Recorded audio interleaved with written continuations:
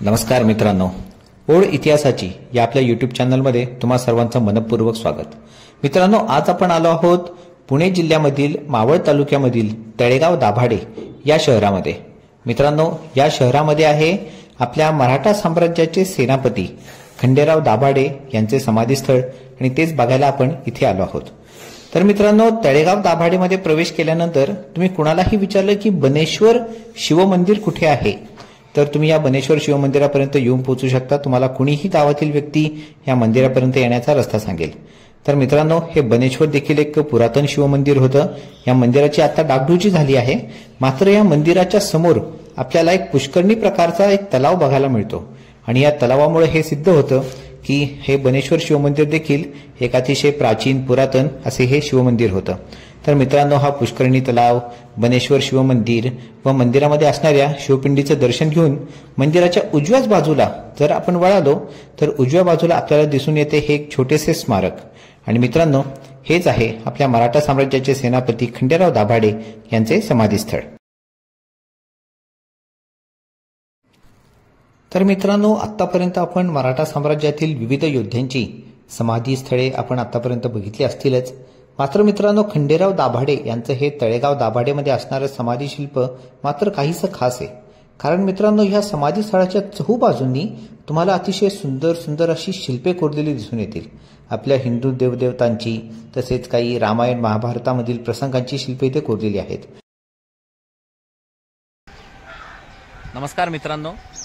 तर मित्रांनो, माझ्या मागे ही जी समाधी तुम्हाला दिसतीये ही आहे सरसेनापती खंडेराव दाभाडे यांची तळेगाव दाभाडे इथे असणारी समाधी। त्या समाधीचं दर्शन घ्यायला आज आपण आलो आहोत। त्या समाधीची विस्तृत माहिती आपण आपल्या या यूट्यूब चॅनलवरती देणार आहोत या व्हिडिओच्या मार्फत। मित्रांनो, राजाराम महाराज हे जेव्हा रायगडावरून निघाले होते आणि तमिळनाडूमध्ये असणाऱ्या जिंजीच्या किल्ल्यावरती जेव्हा ते गेले, तिथे जाऊन त्यांनी साधारण 9 वर्ष कारभार पाहिला आणि तिथून परत मुघलांना हुलकावणी देत ते पुन्हा महाराष्ट्रामध्ये आले। मित्रांनो, या संपूर्ण प्रवासामध्ये केसाजी दाभाडे आणि त्यांचे पुत्र खंडेराव दाभाडे हे संपूर्ण प्रवासामध्ये राजाराम महाराजांच्या सोबत होते।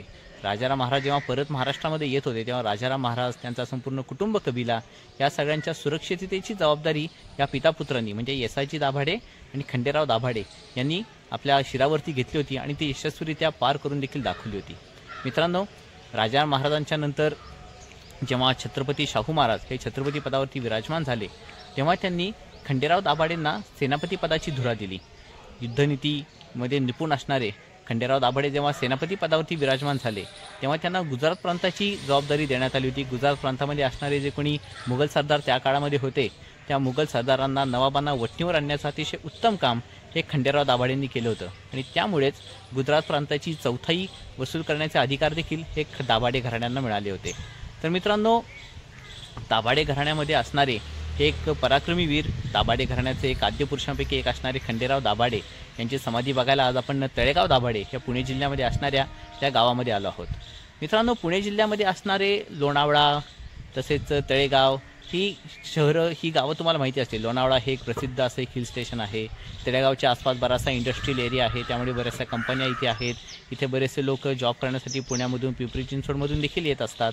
मात्र तळेगाव गावामध्ये असणारं बनेश्वर मंदिर आणि या बनेश्वर मंदिराच्या जवळ असणारी खंडेराव दाभाडे या एका शूर सेनानीचे समाधीस्थळ हे आजही फारशा लोकांना माहिती नाही आहे। त्यामुळे मित्रांनो, तुम्हाला हीच विनंती, जेव्हा तुम्ही मावळ तालुक्यामध्ये तळेगाव, देवरोड, लोणावळा या भागामध्ये कोणत्याही कामासाठी, फिरण्यासाठी याल तेव्हा वेळात वेळ काढून या शूर सैनिकाच्या समाधीस्थळाचं दर्शन तुम्ही अवश्य घ्या, हीच तुम्हाला विनंती। धन्यवाद।